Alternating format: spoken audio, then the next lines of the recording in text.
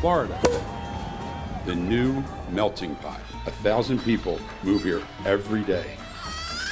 They're bringing their families, their traditions, and their stories. I'm one of them. I'm Junior. I've spent a lifetime in the food business. In Northeast Philly, you might remember the Gina Cotti. Now I'm here. Florida is not known for food, but maybe it should be. I'm discovering something. Buried in these strip malls with their pastel paint and stucco walls, artists are at work, and they want to talk to Junior.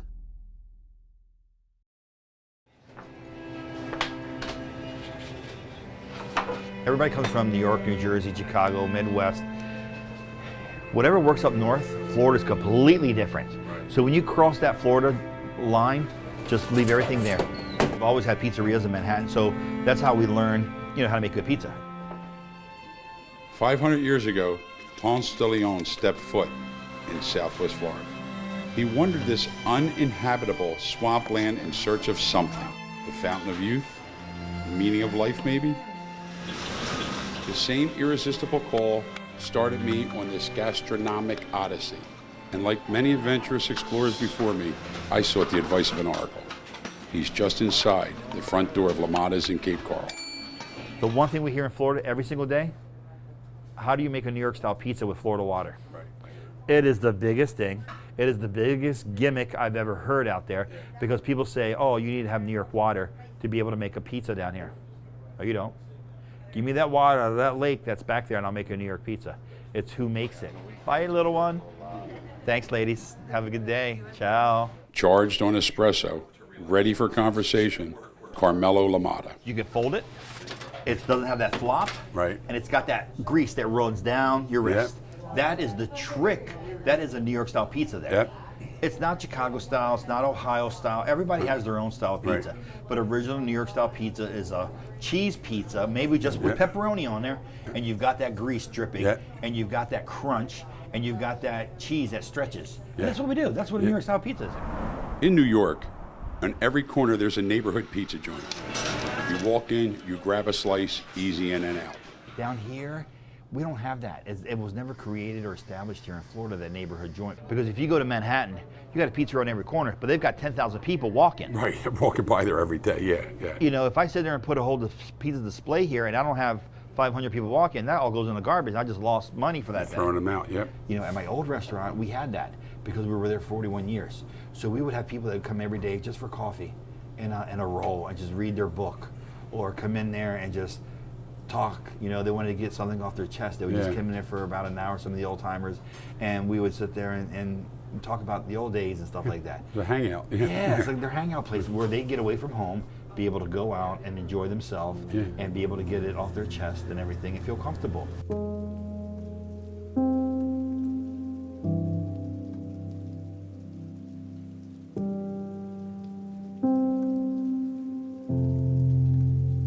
This is what 41 years of comfort looks like.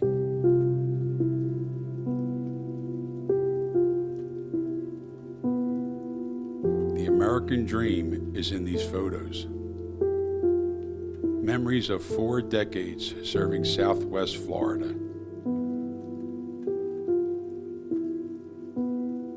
A life's work in this kitchen.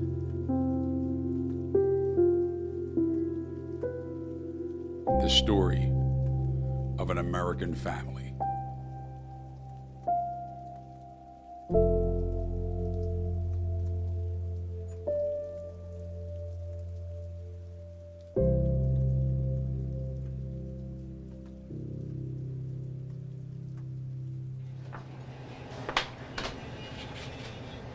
See, if I ran into a Carmelo LaMotta, 14 years old, 15 years old, what were you going to, you knew this what you wanted to do? Be in the restaurant business? Kind of did.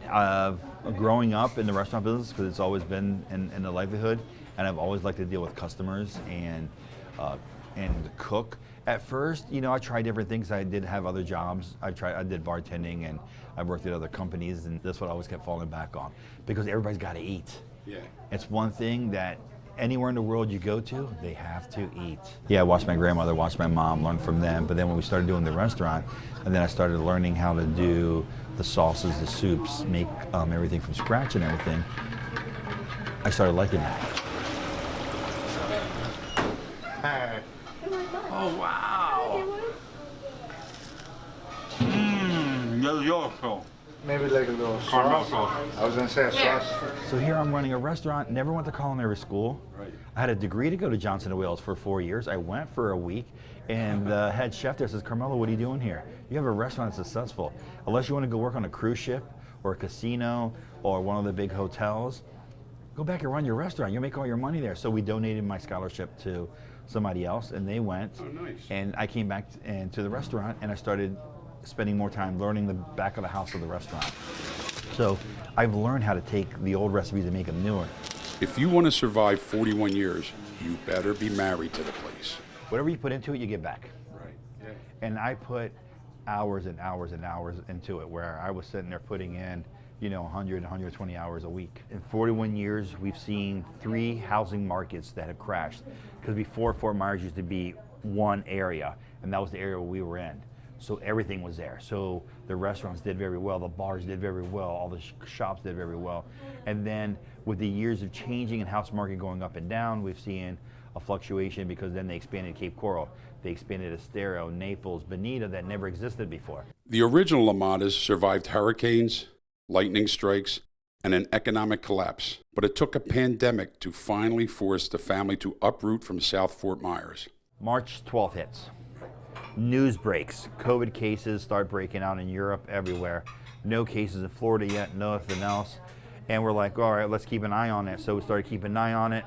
Then they say first case in Florida, second case in Florida. People started getting scared.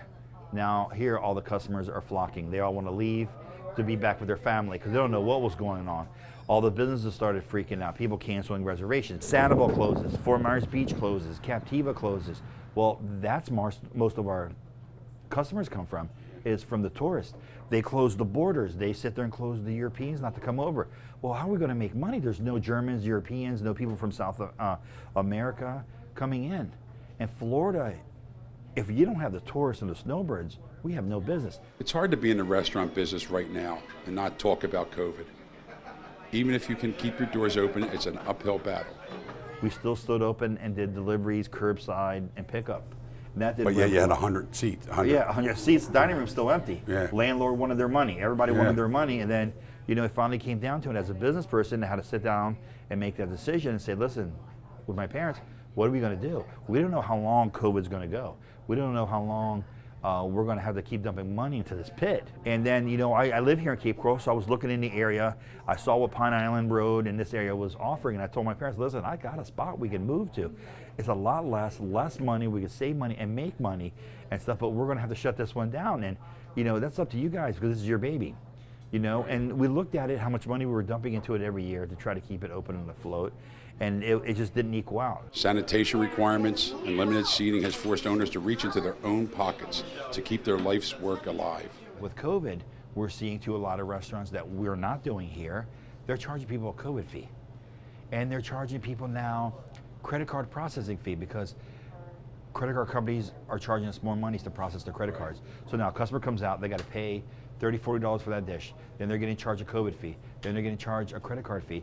And now too, restaurants are starting to charge customers for takeout boxes. So now if you don't eat all your food and you're taking the rest of your meal home, Then they hand you for... you got to pay for a take-go box. They charge you. What is it, 2 cents, 5 cents? But it's costing the customer more money. So now customers are looking at it, I'm not going to go to LaMotta's, even though their food is phenomenal and great, I'm going to go down the street to Joe's, because he doesn't charge me all these fees. You know what I found too? I believe if I come here, if I like something, I remember the taste a lot longer than I'll remember the price. Yes. That's me. I'll remember the taste a lot longer than I remember the price. Now, if I come in and somebody nickel and dimes me to death, take out this, COVID, credit card, I'm like, wait, what was that all about? Florida has just approved a $15 an hour minimum wage. If I bring a new guy in, or you've been working with me and I said, listen, new minimum wage went up, you're getting paid $15 to wash dishes. My cook is going to come to me and says, wait a minute, I'm the backbone of this business, and I was getting paid $15. Now the dishwasher is getting paid $15. I should get paid 30. I can't afford you at 30. You know, so it's going to come down is, all right, I talk to the cook and say, listen, we're going to get rid of the dishwasher. I'm going to pay you 25 or 20, but you're going to have to do dishes too. If things continue this way, Carmelo sees automation replacing the workers. A lot of restaurants are going to they're going to the kiosk system. So when you walk in, there's a computer, you punch your whole order in, and then you pick it up at the counter. Okay, so yeah. now you're saving a server, you're saving a busser, you're saving a hostess, you're saving a whole ton of money doing that. You don't need a pizza man anymore. The whole thing does the sauce, it goes down a conveyor belt, cheese gets swirled on top of it, toppings get swirled on top of it, conveyor belt, boom, in and out. Well, you figure it out, that's 5 people you're not paying. That's 5 people, that's probably another $500 to $1,000 in payroll you save. Even without these new hurdles, the successful restaurant is rare. 75% of restaurants don't make it. No. And most of them always end up putting money from their pocket into the establishment because we make it during season, but in the off season, we're always putting money back into it. So whatever we make in season, we put that aside to get us through the summer times, through the bad times. Though the new location in Cape Coral still has the LaMotta's 41 years of tradition, How you doing, folks? Good, enjoy. Carmelo is in tune with the new way of doing things. Online orders flood the iPads and computers for pickup orders. He has a little control center here. It's amazing. Call my headquarters here. All the computers, paperwork, everything. But I have to have this because this is where it's gone to. That's exactly right. This is just as important, if not as important, as the chef or the cook in the back to make it. This is just important because this keeps everything running. The 3 biggest things in restaurant is food costs, payroll, and then marketing, because you need all 3 of them to keep it going every single day. You know, we'll have a lunchtime that we'll have nobody in here, but then dinner time we have a full house. But you got to understand, dinner, the first hour of dinner pays for lunch. The old days was a handshake and word of mouth. You didn't need to do any marketing, but with this days you need both. You need word of mouth, handshake, social media, a little bit of print, and it's a little bit of digital because it all works together. People that say like, oh, he's making a lot of money.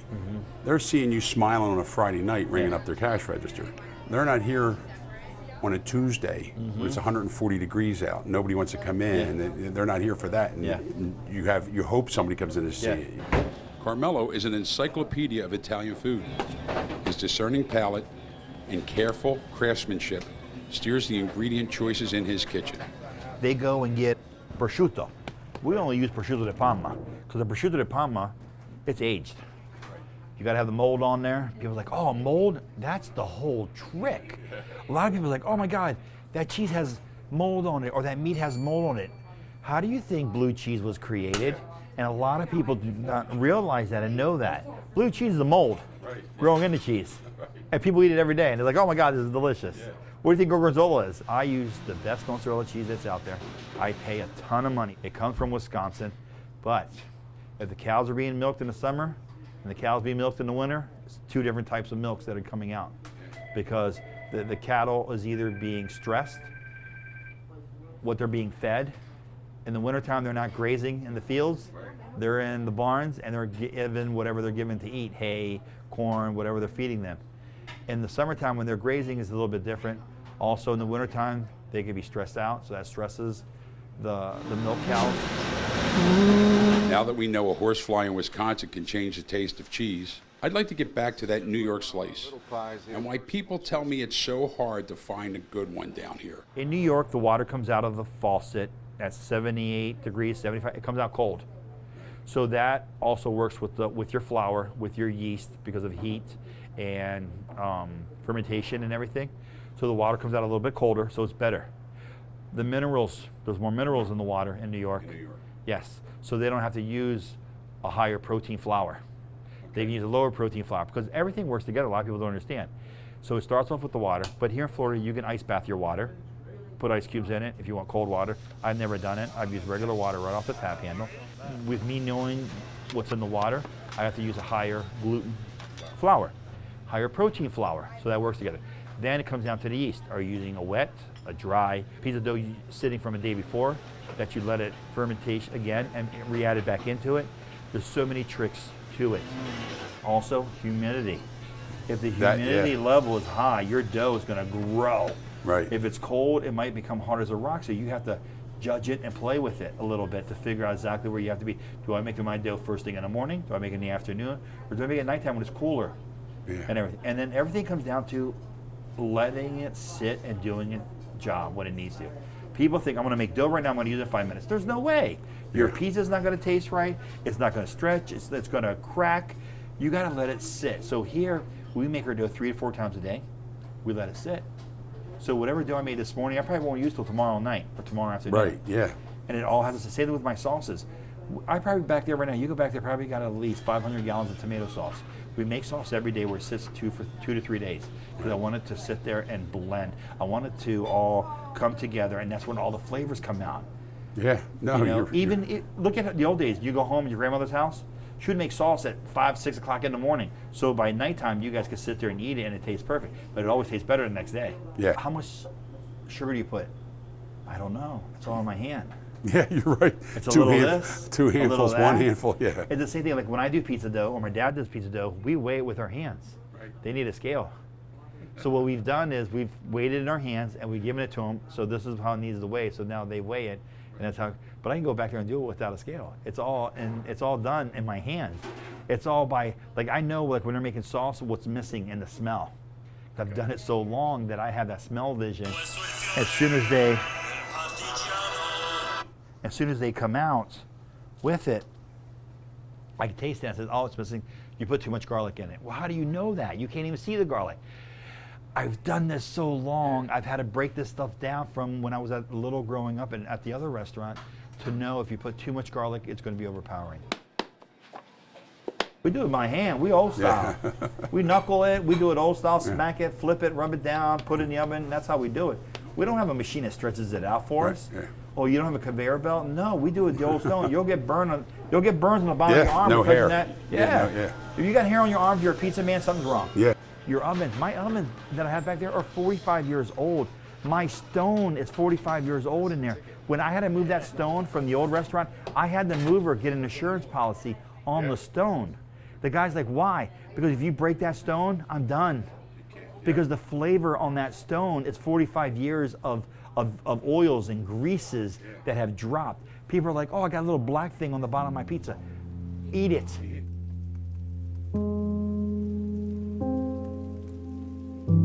Restaurants are not just a place we pick up food. What do you guys say to Carmelo? Hey guys. These are the ingredients in the American melting pot. Where else can an Irishman sit down for an espresso at a Sicilian's dinner table? We absorb culture in restaurants. The American experience is the fried ice cream on your birthday at the Mexican Grill. Sláinte. Guinness and bangers at O'Reilly's Pub on St. Paddy's Day. Pizza at the Italian place after the big Friday night football game. The family tradition that started in 1979 by the LaMottas continues now on Pine Island Road in Cape Coral. Stop in for your New York slice or just to talk about food with the Sicilian Oracle. Because I grew up in this business. I tell people, you cut me, I'll bleed tomato sauce. You know.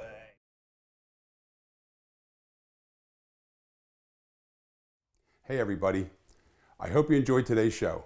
If you did, please hit the like and subscribe button down below. And if you have any comments or know someone in the restaurant business you feel should talk to Junior, please put that in the comments. I appreciate it. Thank you.